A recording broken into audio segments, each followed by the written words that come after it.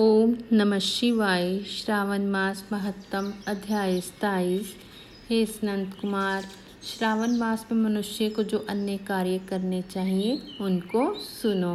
भगवान शंकर ने कहा, कर्क की संक्रांति से सिंह की संक्रांति तक सब नदियाँ रजस्वला हो जाती हैं, इसलिए उस समय नदियों में स्नान करना निषिद्ध है। समुद्र में गिरने वाली नदियों में स्नान कर सकते हैं, उसमें कोई दोष नहीं लगता। कर्क संक्रांति के आरंभ में महानदियाँ रजस्वला होती हैं।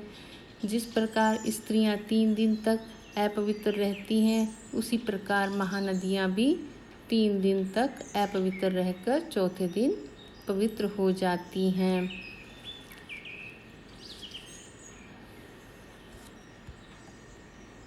सरस्वती, यमुना, गंगा, धर्मद्रवा ये नदियाँ सब काल में गुप्त रजोदोष वाली होती हैं। ये हमेशा पवित्र रहती हैं।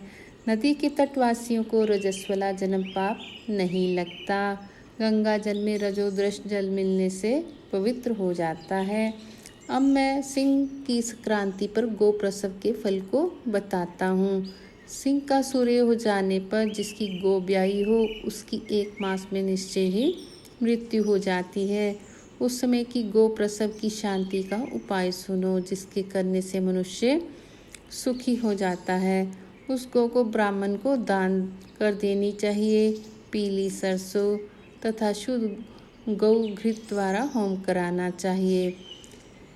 श्री सूक्त या शांति सूक्त द्वारा स्नान कराना चाहिए। घी और तिल की 1000 आहुतियाँ देनी चाहिए। सिंह राशि में सूर्य के आ जाने पर गौ ब्याही हो तो अनिष्ट की संभावना प्रबल होती है।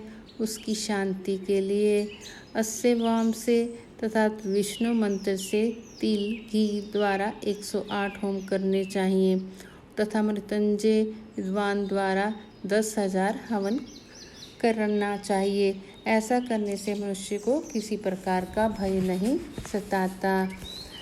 श्रावण मास में वस्त्र दान का बड़ा भारी फल होता है। श्रावण मास में भगवान श्री हरि की प्रीति के लिए साधक को घृत कुंभ, घृत धेनु तथा फलों का दान करना चाहिए। अन्य महीनों की अपेक्षा इस महीने में किया गया दान अक्षय फल प्रदान करता है। मुझे इस महीने से अधिक प्रिय और कोई महीना नहीं है। जो इस महीने में व्रत करता है वह विशेष रूप से मेरी कृपा का पात्र होता है। ब्राह्मणों का राजा चंद्रमा और प्रत्यक्ष देवता सूर्य हैं। ये दोनों मेरे नेत्र हैं। अतः उसकी संक्रांति संज्ञा कर्क तथा सिंह संज्ञा हुई।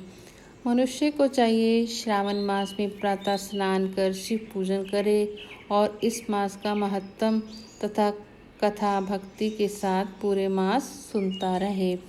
श्रावण के महीने के व्रत करने से 7 प्रकार की जो बंध्याएँ हैं उनको भी पुत्र प्राप्ति हो जाती है।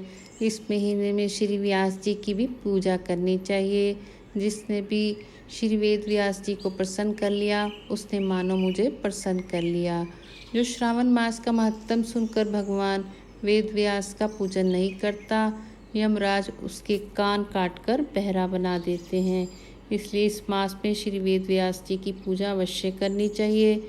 जो व्यक्ति भक्ति पूर्वक इस श्रावण मास के महत्व को पढ़ता, सुनता या सुनाता है, उसको महान पुण्य की प्राप्ति होती है। श्रावण मास महत्तम अध्याय 27 पूर्ण हुआ। ओम नमः शिवाय। महादेव आप सबकी मनोकामनाएं पूर्ण करें। ओम नमः शिवाय। श्रावण मास महत्तम अध्याय 28। भगवान शंकर बोले, हे स्नंद कुमार, अब मैं तुम्हें अगस्त्य अर्क विधि का वर्णन करता हूँ। ध्यानपूर्वक सुनो। इसके करने से मनुष्य की सब इच्छाएं पूरी हो जाती हैं। अगस्त्य उदय से पहले ही समय का निर्धारण करना चाहिए। 7 रात उदय होने से शेष हो तो पहले 7 रात पूर्व से प्रतिदिन अर्घ देना चाहिए। मनुष्य सुबह श्वेत तिल से नहाकर सफ़ेद कपड़ा तथा माला धारण करे। सोने से निर्मित कलश की स्थापना कर पंचरत्न युक्त घी पात्र युक्त अनेक प्रकार के भोजनीय फल तथा माला और कपड़े से विभूषित करके उसके ऊपर तांबे का पूर्ण पात्र रखना चाहिए और उसके ऊपर कंबोद्भव महर्षि अगस्त्य की प्रतिमा रखें। स्वर्ण, चांदी, तांबा या वेणु में नारंगी, खजूर, नारियल, करेला, पेठा, केला, अनार, नींबू, अखरोट, पिस्ता, नीलकमल, कमल, कुश, दूर्वा तथा अन्य फल एवं पुष्प, सातों धान, 7 अंकुर, 5 पल्लव, 5 कपड़े रखकर प्रतिमा की पूजा करें। पृथ्वी पर घुटनों के बल बैठकर पात्र को सिर नवाकर मस्तक झुकाकर कंबोद्भव मुनि का ध्यान कर श्रद्धापूर्वक अर्घ देकर कहें, आपको नमस्कार है। वैदिक लोगों को अगस्त्य मंत्र से स्त्री तथा शूद्र पौराणिक मंत्र द्वारा अगस्त्य को अर्घ देकर प्रणाम करना चाहिए।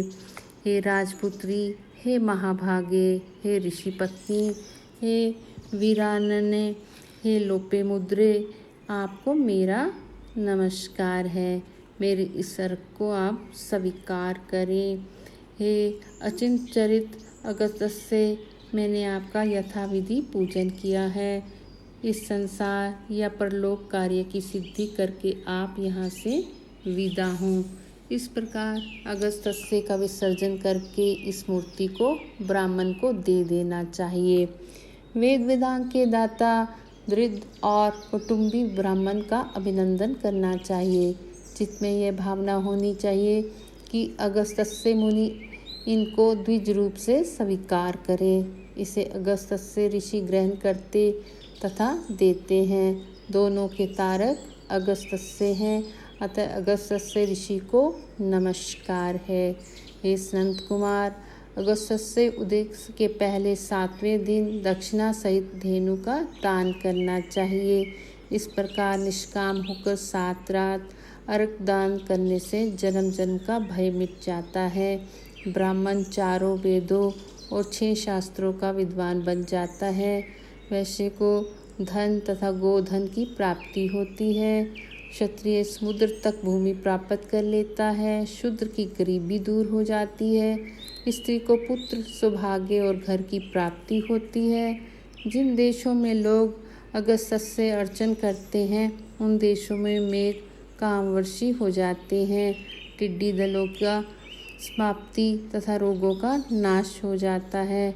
जो निष्काम होकर यावत जीवन करते हैं, वे मुक्ति पथ के भागीदार बन जाते हैं। श्रावण मास महत्तम अध्याय 28 पूर्ण हुआ। ओम नमः शिवाय। महादेव आप सबकी मनोकामनाएं पूर्ण करें।